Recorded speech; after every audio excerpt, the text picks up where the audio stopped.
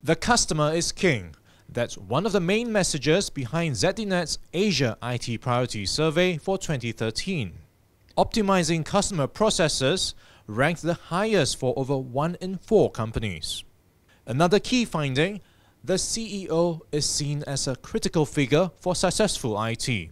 1 in 3 companies with a chief executive proactively involved in IT felt they significantly outperformed their rivals. That's compared with 19% for those whose CEO did not. The CEO was also the most actively involved executive in IT-led innovation behind the CIO. Now, the findings also tell us the CIO's role is changing. Other C-level executives are driving more IT decisions. And that's something that panel speakers at the IT priorities discussion are also observing. CEOs are now the second most actively involved in your ICT decisions, and obviously so are the other Cs in the suite. What does this mean for you as a CIO?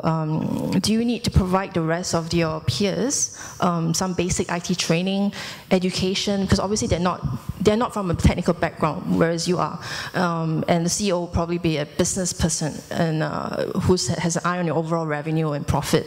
And the CMO will probably have a different objective. So how do you handle there's too many chefs in your ICT pot? Well, I suppose when it comes to technology budget, the CIO is still the primary responsibility in terms of articulating the strategic value and the cost benefit of each of those projects that has been put on the table. I think typically the CIO will definitely have to work together with the team of the CXO to establish the project and the budget list. It is not a situation whereby each of the CXO decide on their own technology budget. It won't work that way. Because at the end of the day, the CIO has to be the person who integrate the technology together. When we talk about business analytics, for instance, cloud, mobile communication, these are important technologies that introduce discontinuities, and therefore the CIOs need also to play this role of hunters, to introduce to the company how to actually leverage them, when is the right time to introduce them. But certainly the role of the CIO as hunting for innovation is very important today, more probably than it was a few years ago because of these discontinuities. And budgets for 2013 are going up at an average of 23%. More companies are also raising their spending, with 75% planning to do so compared with 60% in 2012.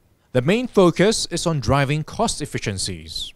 From a cost perspective, how can we be efficient? And the efficiency is a combination of having the right technology and making efficient use of your people resources. Smart people are hard to find, right? Every organization has a skill set deficit when it comes to particularly advanced cyber attacks, right? So the ability for them to be much more responsive with technology that's more accurate and not dealing with thousands and thousands of false alerts every day, for example. So how do we get IT really tightly aligned with business, and how do we jointly innovate to bring new products to market, to reach new customers, to penetrate new market segments? It's a joint effort between IT and the business, and that means we no longer separate business planning from IT planning.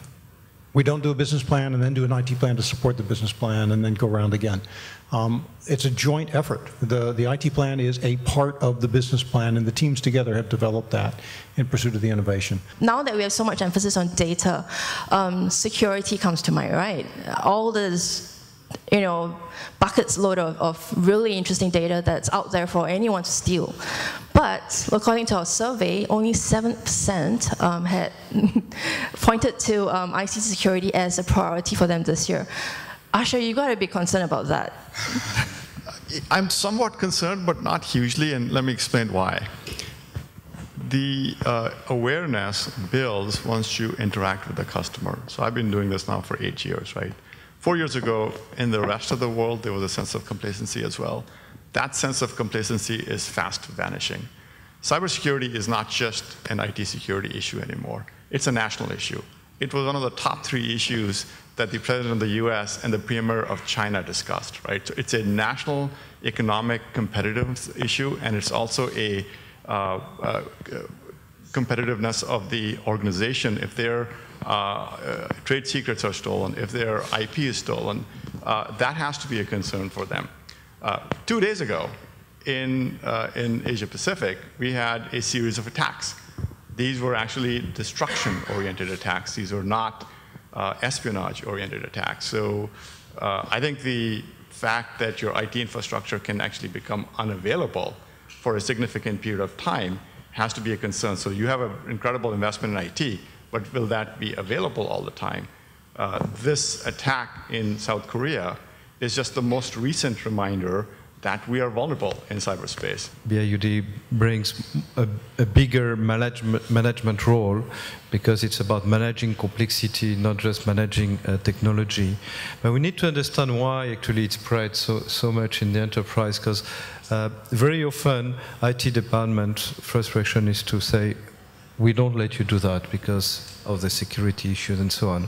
And nonetheless, it happens. And most of the time when we talk to CIOs, they explain to us that the dynamic is that it comes from the top. You know, usually the CEO, the people at the top say, well, get it working for me, and the people around say, get it working for me. And you know, these apps are not, you can't download them for the others, but let me download them. And then it spreads very quickly. So eventually, the IT department have to give in and then move to managing the complexities. Just a force that is too powerful to stop. You can say stop to the people at the bottom, but not to the people at the top. So it just has to be managed. And it's really, I find a good illustration of this evolution of the IT department. You know, it's not managing technology, is setting rules, but managing this complexity.